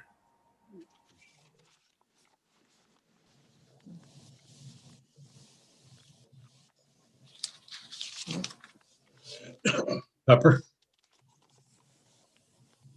With respect to the preponderance, I mean, this is still, if it was preponderance, it would still be a presumptive discharge. All this speaks to is how much, if there is a true victim concern, how much evidence does the state have to put on about how serious that victim concern is in order to override the presumption of release. And, again, I would just say that if the victim has real concerns about contact or harassment, I think that should be the lower standard. But then that the judge should really take this opportunity to review all the conditions and look at how the person has been doing, including the recommendation from DOC, and decide, okay, well, we don't need the curfew anymore. We don't, this person has been compliant with all of these other conditions. Let's get rid of them. And I think that that's an appropriate way to go. But, it's the preponderance or the clear and convincing only applies. I mean, I know it's a little bit broader in the current version, but it really applies to victim concerns. And it still, whichever standard you choose, would be presumptively discharging.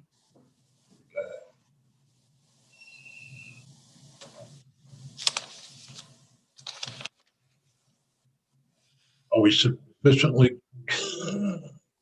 Yeah, confused? Yes. Well, actually, I think we're getting closer. Yeah. It's still the judge's decision based upon clear and convincing or preponderance of the evidence. It's still the evidence.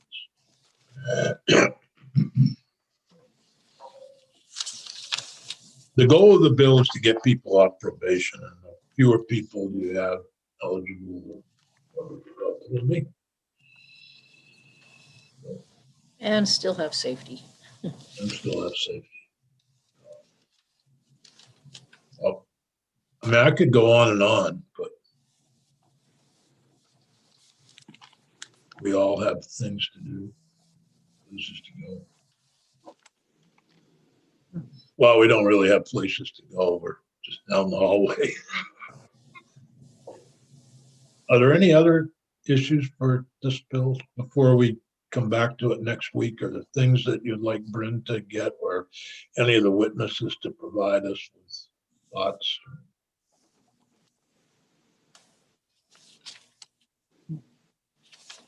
Committee, can you stay on for 1 second after we shut off YouTube? I just want to ask you something. Certainly. But I don't, are there any things that, no, I guess not. I think people are pretty well clear on. So we will adjourn for today, a little bit early.